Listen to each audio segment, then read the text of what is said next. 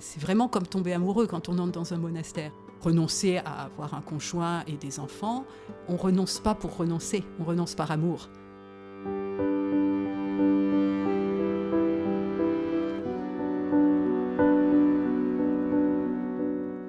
Malgré son tempérament anxieux, sœur Élisabeth de la Trinité est désormais en paix au monastère bénédictin de Bouzy-la-Forêt, un petit village du Loiret.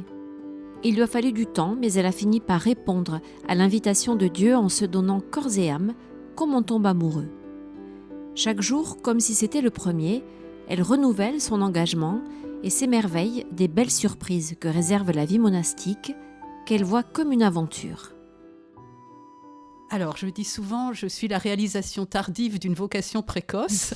Je suis entrée au monastère, j'avais 44 ans. En fait, j'avais cette idée très nette en moi, entre l'âge, je dirais, de 6 et 11 ans. Quand j'étais enfant, j'étais à peu près sûre que je deviendrais religieuse plus tard. Et dans mon idée religieuse, ça voulait dire religieuse contemplative. Et puis après, je l'avais complètement oublié. Et c'est revenu quand j'avais peut-être 25 ans à peu près. Et puis après, il y a eu un très long chemin de discernement où je suis entrée d'abord dans une autre communauté, je suis ressortie et puis finalement, le Seigneur m'a invitée à Bouzy-la-Forêt et donc j'y suis entrée en 2010. Qu'est-ce qui fait la particularité de cette communauté et de l'ordre auquel elle appartient, de la congrégation? Oui, alors nous sommes bénédictines, donc ça veut dire que la règle de vie qu'on suit, c'est la règle de Saint Benoît. Alors Saint Benoît vivait il y a plus de 15 siècles, donc forcément on ne la suit pas dans les détails pratiques, mais on suit l'esprit de la règle de Saint Benoît, adapté au XXIe siècle. Et notre monastère fait partie d'une petite congrégation bénédictine qui s'appelle les Bénédictines de Notre-Dame du Calvaire, où en plus donc, de cette vocation générale bénédictine, on a un charisme propre qui est de vivre le mystère pascal de la passion et de la résurrection de Jésus avec la Vierge Marie. Mais la vocation principale, donc c'est la vocation bénédictine. Le mot vient de Saint Benoît, mais on dit souvent, en fait, une bénédictine, c'est une femme de bénédiction. Que toute notre vie, en fait, soit un moyen de dire comme Dieu est bon et de dire comme les êtres humains sont bons et comme la création est bonne et de prier pour le bien de tous. Est-ce que vous avez choisi avant tout une congrégation, une spiritualité ou une communauté? Alors, je pense pas que j'ai certainement pas choisi une spiritualité parce qu'en fait, de spiritualité, je pense à mes amis, mes amis saints, je dirais, les saints que j'aime lire, qui m'ont forgé, etc. C'est pas du tout bénédictin, c'est franciscain d'abord parce que je m'appelle Claire et donc quand j'étais petite, j'étais assez persuadée que je deviendrais Clarisse. Et j'ai visité pas mal de monastères de Clarisse et à chaque fois, je sortais en me disant zut alors, le Seigneur m'appelle pas là, je sens rien et j'étais un peu déçue. Mais il y a en moi un côté un peu franciscain et il y a la joie franciscaine, la pauvreté. Et c'est vraiment les saints du Carmel qui m'ont beaucoup, beaucoup marqué et aussi Saint François de Sales. Donc non, c'est pas pour la spiritualité, c'est vraiment, je suis venue à Bouzy un jour et par la parole de Dieu, le Seigneur m'a dit, c'est là. C'est très mystérieux parce que je cherchais depuis très longtemps. J'étais entrée dans une première communauté qui n'était pas de Monial. Et c'était de la famille de Charles de Foucauld. Donc on vivait en milieu populaire. J'aimais beaucoup, mais j'y étais pas en paix. Je suis ressortie. Et je suis venue donc au monastère de Bouzy pour faire quelques jours de retraite en ne m'attendant absolument pas à ce qui arriverait. Et c'est vraiment, j'ai ouvert ma Bible au Cantique des Cantiques, au texte où le bien-aimé, qui représente Dieu, dit à la bien-aimée « Lève-toi, ma bien-aimée, l'hiver est fini, le printemps est arrivé, lève-toi et viens ». Et j'ai senti que ce texte que je connaissais déjà, ce jour-là, s'adressait à moi. Alors après, bien sûr, il a fallu vérifier, mais ça a pris quand même 18 mois avant le jour de mon entrée. Mais c'est vraiment de cette façon... je dis vraiment, c'est une invitation du Seigneur. Et vous avez trouvé là la paix que vous n'aviez pas vraiment trouvée jusque-là? Exactement. Qu'est-ce que c'est cette paix? Comment vous la décririez? Elle est de quel ordre? À part de dire que c'est très très profond, parce que c'est pas une paix qui va enlever les soucis, je suis d'un caractère anxieux, je le resterai jusqu'à ma mort, mais c'est qu'en profondeur, je sais, c'est vraiment de l'ordre du savoir, hein, vraiment, je sais que je suis là où je dois être Et c'est l'endroit où je peux vraiment être moi-même et où je pense que ma vie est féconde.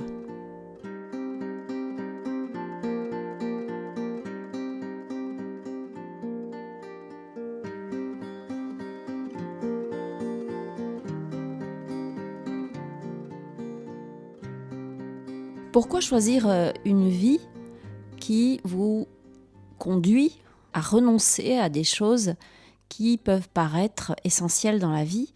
Je veux parler d'une famille, d'un conjoint, d'enfants, Oui.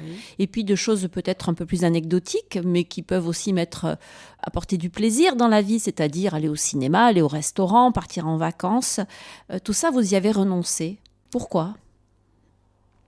Je pense à la phrase d'un dominicain, le père Marie-Joseph Le Guillou, « Pour qu'un non tienne, il faut qu'il y ait un oui derrière ». On ne renonce pas pour renoncer, on renonce par amour. C'est parce que c'est plus fort, c'est parce qu'il y a, osons le mot, un appel amoureux.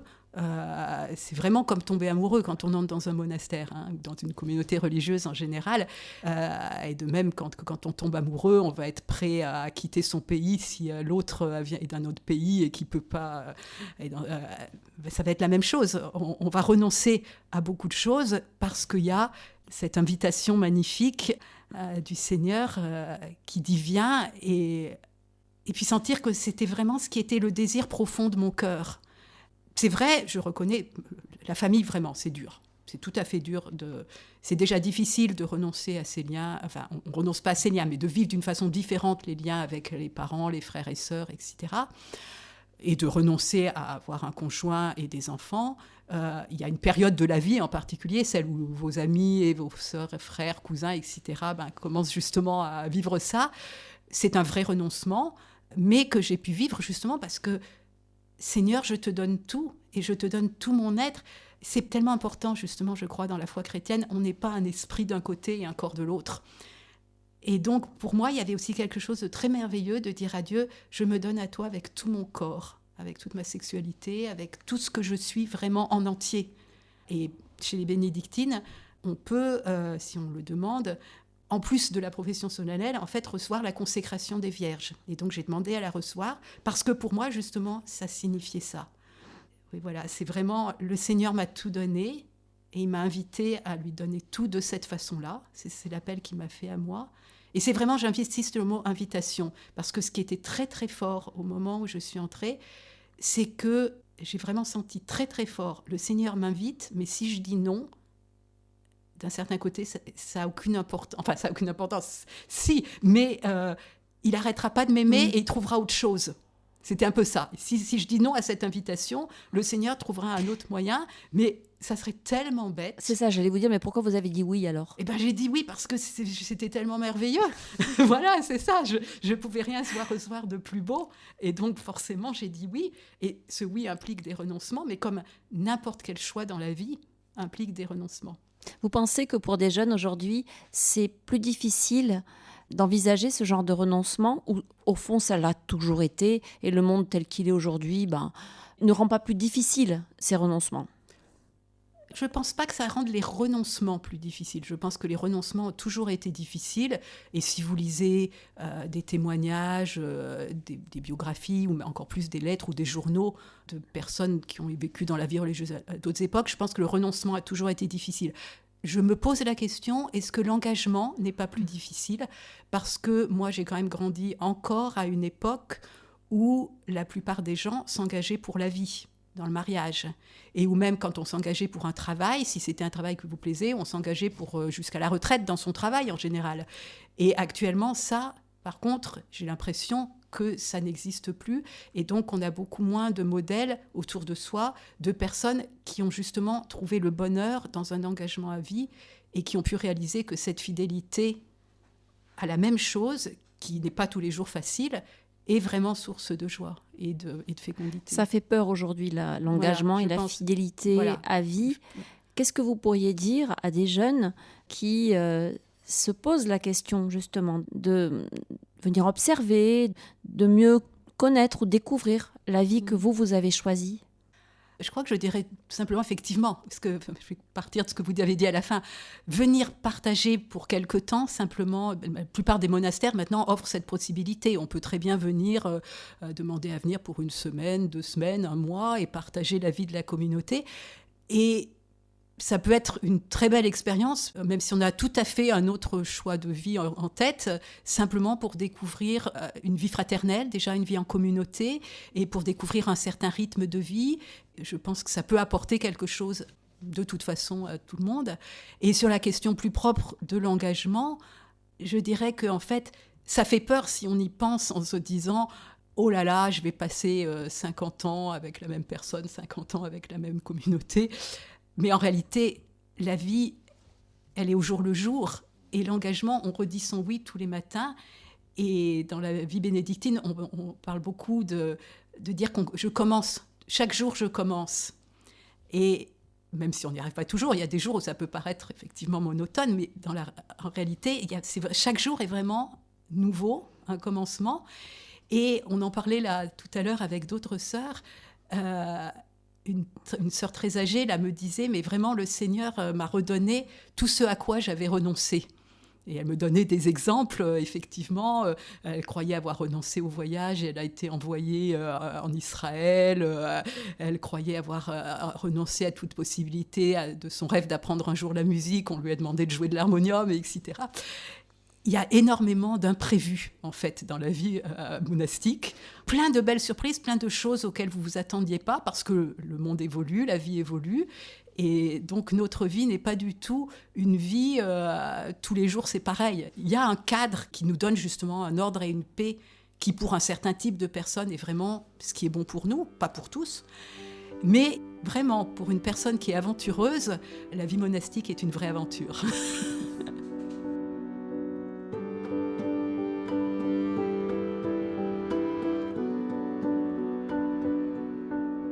C'était le témoignage de sœur Élisabeth de la Trinité, moniale bénédictine au monastère de Bouzy dans le Loiret.